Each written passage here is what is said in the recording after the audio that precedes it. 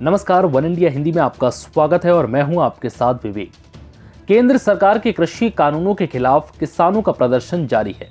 मंगलवार को supreme court ने केंद्र के नए कृषि कानूनों पर अगले आदेश तक रोक लगाते हुए एक कमेटी का गठन कर दिया है।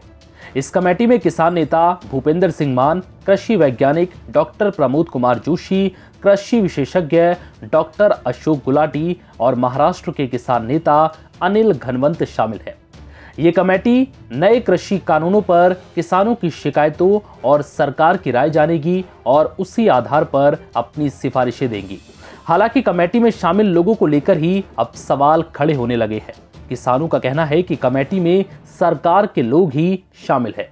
हमने यह प्रेस को रिलीज करते हुए बताया था कि अगर सुप्रीम कोर्ट कल कोई कमेटी बनाता है मीडिएशन के लिए, वो कमेटी हमें मंजूर नहीं होगी।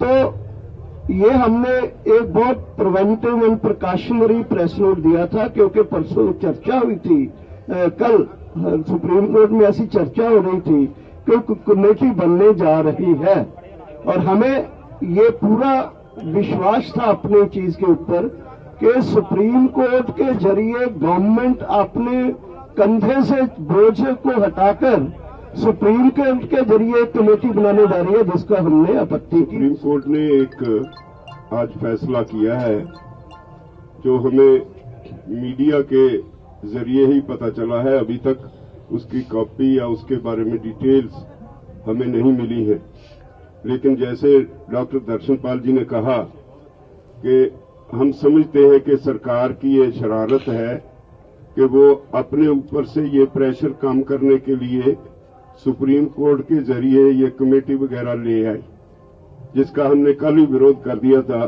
कि हम ऐसी कमेटी के सामने पेश नहीं होंगे।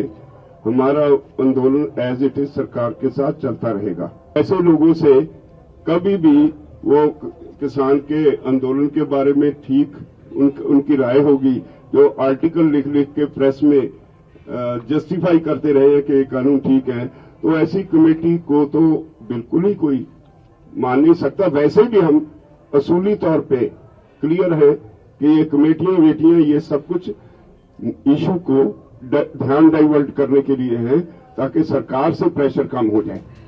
किसानों को सुप्रीम कोर्ट की कमेटी पर बिल्कुल भरोसा नहीं है, जैसा कि आपने सुना भी। ऐसे में कमेटी पर उठ रहे सवालों के बीच शेतकरी संगठन के अध्यक्ष अनिल घनवंत ने कहा है कि सुप्रीम कोर्ट ने कमेटी बनाने का फैसला किया है और हम अपनी निजी राय को दूर रखकर एससी के निर्देश पर काम करेंगे। किसानों के संदेह के सवाल पर अनिल घनवंत ने कहा कि मैंने तीनों कानूनों का समर्थन नहीं किया। कानूनों को लेकर हमने कई ऑब्जेक्शन किए थे। उन्होंने कहा है कि हमारा संगठन पिछले 40 सालों से लड़ रहा है। उसे आज़ादी चाहिए, उसे व्यापार की आज़ादी चाहिए, उसे टेक्नोलॉजी की आज़ादी चाहिए।